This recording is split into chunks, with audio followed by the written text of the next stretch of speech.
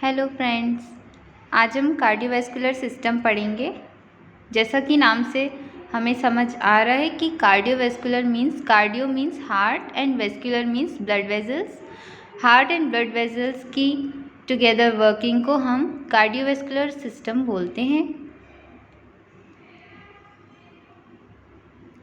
Blood vessels 3 types के होते हैं हमारे ह्यूमन बॉडी में, artery, veins and capillaries. Arteries में ऑक्सीजनेटेड ब्लड फ्लो होता है एंड ये रेड कलर से शो हुई है। वेन्स ब्लू कलर से शो हुई है, इसमें डीऑक्सीजनेटेड ब्लड होता है एंड कैपिलरीज में gas exchange and nutrient exchange होता है।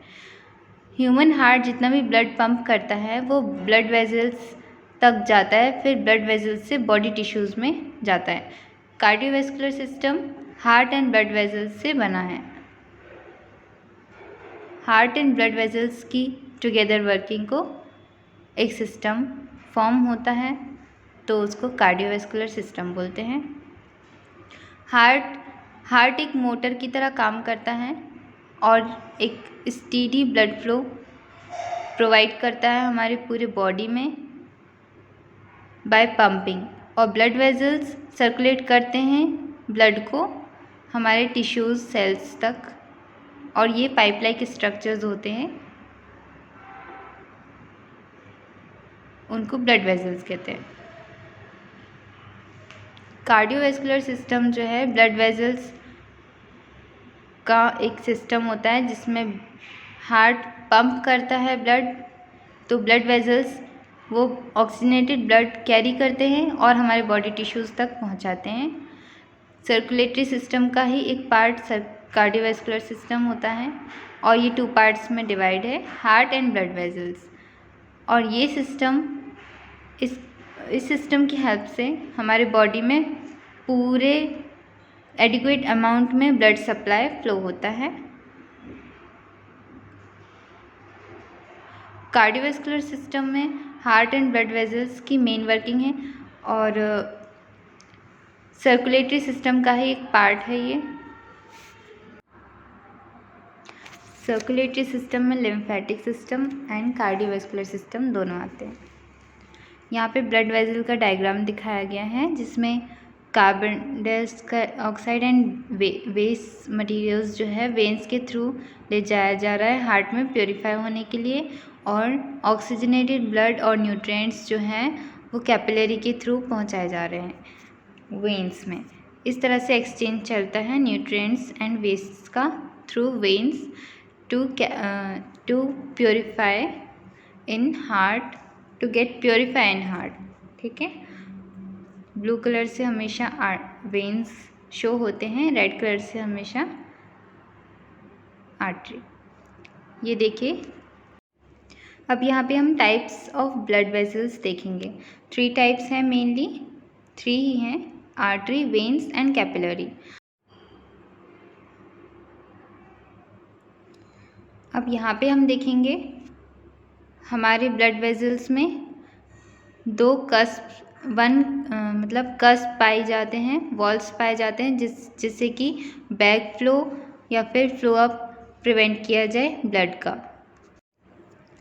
ये ओपन और क्लोज होते रहते हैं जब भी ब्लड पास होता है। तो अब हम ब्लड वेसल्स पढ़ रहे हैं। ये वेरी होते हैं, structure, size and function different होते हैं।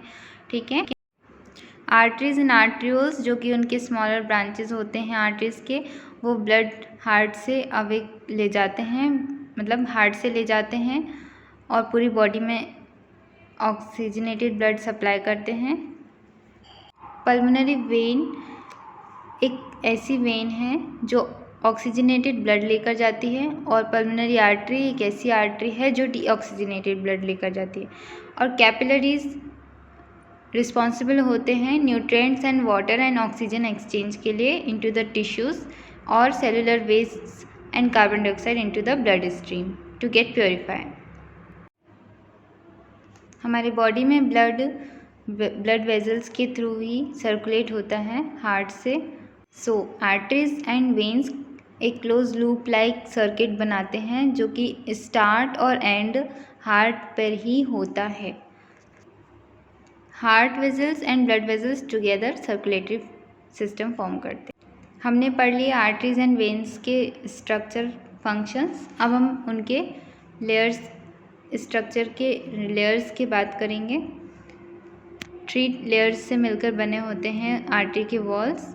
ट्यूनिका एडवेंशिया जो कि आउटर लेयर होती है फाइब्रस टिश्यूज़ की, और ये प्रोटेक्ट एंड सपोर्ट करती है ब्लड वेसल को। ठीक है। ट्यूनिका मीडिया ये सबसे मिडिल लेयर होती है और इसमें स्मूथ मसल्स और इलास्टिक टिश्यू से बनी होती है ये।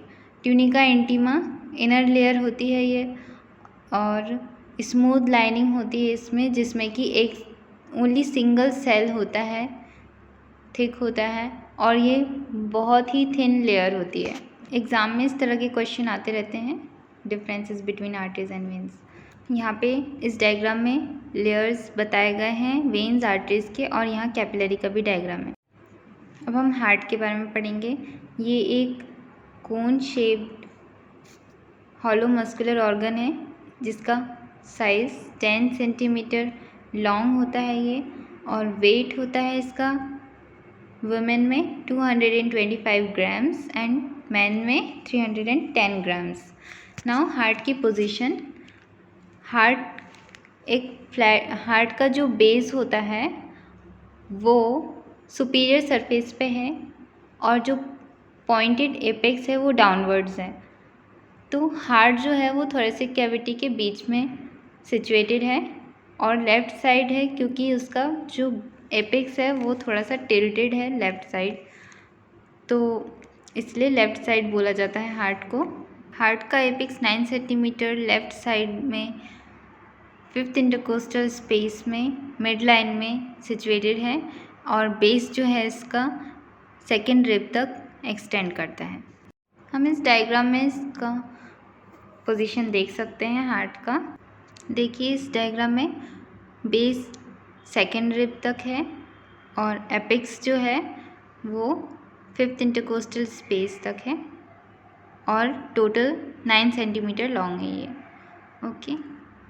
Blood circulating system of heart 2 major systems में ब्लड सर्कुलेट करता है, pulmonary circulation and systemic circulation. Pulmonary circulation veins के थ्रू होता है। Pulmonary circulation takes place in lungs and systemic circulation takes place throughout our body.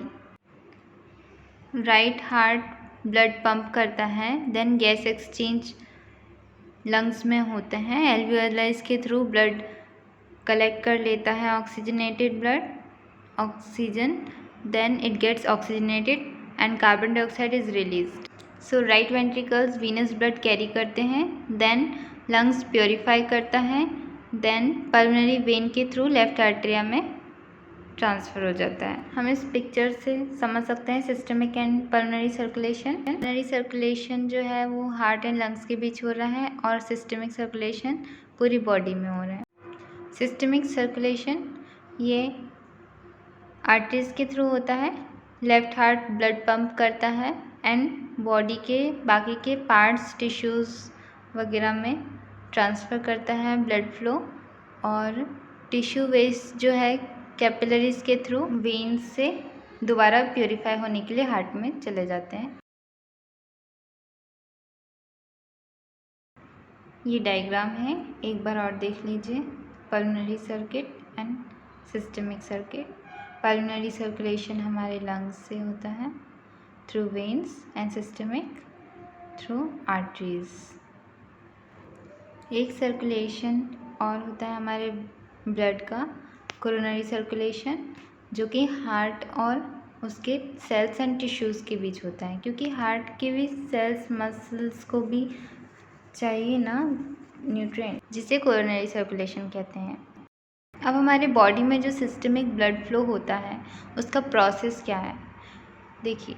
Right atria से right ventricle में जाता है blood, then goes to lungs, then goes to left atria, then left ventricle, then through arteries it supplies to whole body.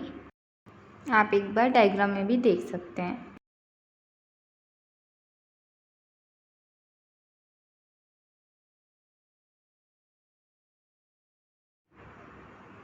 अब हम heart की physiology देखेंगे। कुछ properties हैं जो कि पहली है एक्साइटेबिलिटी। ये एक ऐसी प्रॉपर्टी है टिश्यू की जो कि एक स्टिमुलस को रिस्पॉन्ड करता है। जैसे कि ह्यूमन हार्ट मायोकार्डियल साइट्स होते हैं जो कि दो मेन फाइबर्स से बने हुए होते हैं, मसल फाइबर से।